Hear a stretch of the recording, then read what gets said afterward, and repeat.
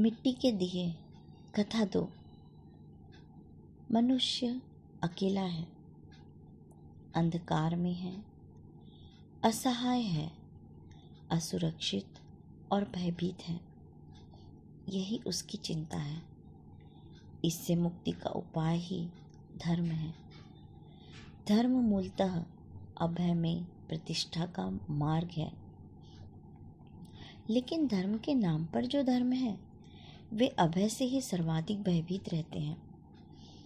उनका स्वयं का आधार और प्राण ही मनुष्य मन का भय है। भय ही उनका पोषण और जीवन है। अभय का तो अर्थ ही है उनकी मृत्यु। मनुष्य के भय का बहुत शोषण हुआ है। इस शोषण में धर्म पीछे नहीं रहे हैं। शायद वे ही अग्रणी हैं। भय के सहारे ही भूत प्रेत जीते हैं। भय के सहारे ही धर्मों के भगवान भी। भय के सहारे खड़े भूत प्रेतों ने तो मनुष्य को डराया ही है। फिर भी यह कार्य उनके मनोविनोद की क्रीड़ा से ज़्यादा नहीं रहा। लेकिन भय के भगवानों ने तो मनुष्य को मार ही डाला है। उनकी लीला बहुत महंगी पड़ी है। जीवन भयों के जाल में फंस गया है और जहाँ भय ही भय है वहाँ आनंद कहाँ, प्रेम कहाँ, शांति कहाँ, सत्य कहाँ। आनंद तो अभय की स्फुरना है। भय मृत्यु है, अभय अमृत है। भय पर भूत प्रेत जिए यह तो समझ आता है, लेकिन भय पर ही भगवान का भी जीना बहुत अशोभन है। और फिर जब भगवान ही भय पर जिए तब तो भय के भूत प्रेतों से मुक्ति का कोई उपाय ही नहीं है। मैं कहता हूँ भगवान का भय से कोई संबंध ही नहीं है। निश्चय ही भगवान की आड़ में इस भय का शोषण कोई और ही कर रहा है। धर्म धार्मिकों के हाथ में नहीं है। कहते हैं कि जब भी सत्य का कोई आविष्कार होता है तो शैतान सबसे पहले उस पर कब्जा कर लेता है। धर्म का आविष्कार जिन आत्माओं में होता है और धर्म का व्यवसाय जो करते हैं उनमें भिन्नता ही नहीं, आधारभूत विरोध है। धर्म सदा से ही स्वयं के शत्रुओं के हाथों में है। यदि इस तथ्य को समय रहते नहीं समझा गया तो मनुष्य का भविष्य सुंदर और स्वागत योग्य नहीं हो सकता। धर्म को अधार्मिकों से नहीं, तथाकथित धार्मिकों से ही बचाना है और निश्चय ही यह कार्य ज़्यादा कठिन और कष्ट साध्य है। धर्म जब तक भय पर आधारित है तब तक वह वस्तुतः धर्म नहीं बन सकता है। परमात्मा का आधार प्रेम है। भय के भगवान की ही नहीं, मनुष्य को प्रेम के परमात्मा की आवश्यकता है। प्रेम के अतिरिक्त परमात्मा का कोई और पथ नहीं है। भय तो न केवल गलत है बल्कि घातक है, क्योंकि जहाँ भय है वहाँ घृणा है, जहाँ भय है वहाँ प्रेम असंभव है। धर्म ने भय पर ही जीना चाहा, इसीलिए ही उसका मंदिर धीरे धीरे खंडहर बनता गया। मंदिर तो प्रेम के होते हैं, भय के मंदिर तो असंभव है। भय के मंदिर नहीं, कारागृह होते हैं और हो सकते हैं।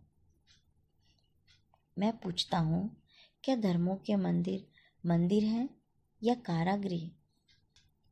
धर्म यदि भय है तो मंदिर कारागृह होंगे ही। धर्म यदि भय है तो स्वयं परमात्मा भी कारागृहों के परमाधिकारियों से ज़्यादा कैसे हो सकता है? धर्म क्या है? भय पाप का, दंड का, नरक का, या फिर प्रलोभन, पुण्य का, पुरस्कार का, स्वर्ग का? नहीं, न धर्म भय है न प्रलोभन। प्रलोभन तो भय का ही विस्तार है। धर्म है अभय। धर्म है समस्त भयों से मुक्ति। एक पुरानी घटना है। किसी नगरी में दो भाई रहते थे। उस नगरी में सर्वाधिक धन उन्हीं के पास था। शायद नगरी का नाम अंधेर नगरी। बड़ा भाई बड़ा धार्मिक था।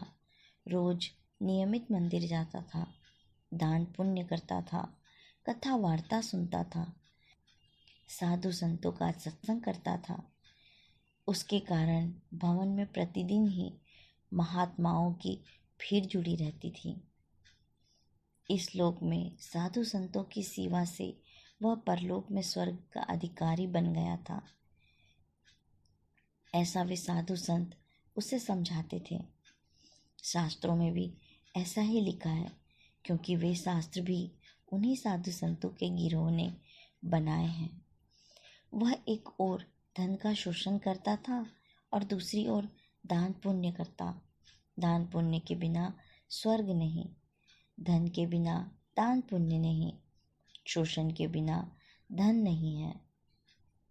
अधर्म से धन होता है और फिर धन से धर्म होता है। वह दूसरों का शोषण करता था, साधु संत उसका शोषण करते थे। और शोषकों में तो सदा से ही मैत्री रही है, लेकिन उसे अपने छोटे भाई पर सदा ही बहुत दया आती थी। वह धन जुटाने में कुशल नहीं था और परिणामतः धर्म जुटाने में भी असफल हुआ जाता था। उसका प्रेम और सत्य का व्यवहार ही उसके और परमात्मा के आड़े आ रहा था। फिर न वह मंदिर जाता था और न ही धर्मशास्त्रों का क ख ग ही जानता था। उसकी स्थिति निश्चित ही दयनीय थी और परलोक में उसका खाता खाली पड़ा था। साधु संतों से भी वह ऐसे बचता था जैसे लोग छूते ही बीमारियों से बचते हैं।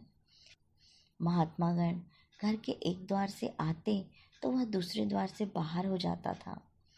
उसका धार्मिक भाई अनेक महात्माओं से अपने अधार्मिक भाई के हृदय परिवर्तन के लिए प्रार्थना करता था, लेकिन जब वह महात्माओं के सानिध्य में रुके तभी तो परिवर्तन हो। वह तो रुकता ही नहीं था। लेकिन एक दिन पूरे और असली महात्मा आ पहुँचे। उन्होंने न मालूम कितने अधार्मिकों को धार्मिक बना दिया था। साम दाम दंड भेद सभी में वे कुशल थे। लोगों को धार्मिक बनाना ही उनका धंधा था। ऐसे ही महात्माओं पर तो धर्म की आधारशिलाएं टिकी हैं, नहीं तो धर्म तो कभी का ही मिट गया होता।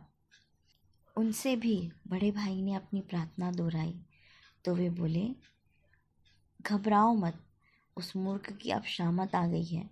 मैं उससे प्रभु स्मरण करा कर ही रहूँगा। मैं जो कहता हूँ उसे सदा पूरा करता हूँ। यह कहकर उन्होंने अपना डंडा उठाया और बड़े भाई के साथ हो लिए। पहले वे एक पहलवान थे, फिर महात्मागिरी को पहलवानी से भी अच्छा धंधा समझ महात्मा हो गए। उन्होंने आते ही छोटे भाई को पकड़ लिया। न केवल पकड़ा ही बल्कि गिराकर उसकी छाती पर सवार हो गए। वह युवक कुछ समझ ही न पाया। हैरानी से वह अवाक ही रह गया। फिर भी उसने कहा, महानुभाव, यह क्या करते हैं? महात्मा ने कहा, हृदय परिवर्तन। वह युवक हंसा और बोला, छोड़िए, यह भी कोई हृदय परिवर्तन की राह है? देखिए, कहीं आपकी देह को कुछ चोट न लग जाए। महात्मा बोले, हम देह को मानने वाले नहीं, हम तो ब्रह्म को मानते हैं। राम कहो तभी छोड़ेंगे, नहीं तो हमसे बुरा कोई भी नहीं। महात्मा बड़े दयालु थे, सो इस युवक के हित में मारने पीटने को तैयार हो गए। उस युवक ने कहा, भय से भगवान का क्या संबंध? और भगवान का क्या कोई नाम है? और नाम भी हो तो प्रभुमय जीवन चाहिए या उसका स्मरण? ऐसे तो मैं राम नहीं बोलूँगा, चाहे जीवन रहे या जाए। और फिर उसने महात्मा को धक्का देकर नीचे गिरा दिया। गिरकर महात्मा बोले, वाह वाह, बोल दिया, मैं राम नहीं बोलूँगा, यह भी राम बोलना ही है। उसका भाई महात्मा के गिराए जाने से छोटे भाई पर बहुत नाराज हुआ, लेकिन महात्मा से वह बहुत प्रसन्न था। नास्तिक भाई से उसने प्रभु स्मरण जो करा दिया था। राम नाम की महिमा तो अपार है। उसे तो एक बार भी भूल से बोलने से भी मनुष्य भवसागर से तर जाता है। उस दिन उसने नगर भोज दिया। उसका छोटा भाई धार्मिक जो हो गया था। धन्यवाद। जय भारत।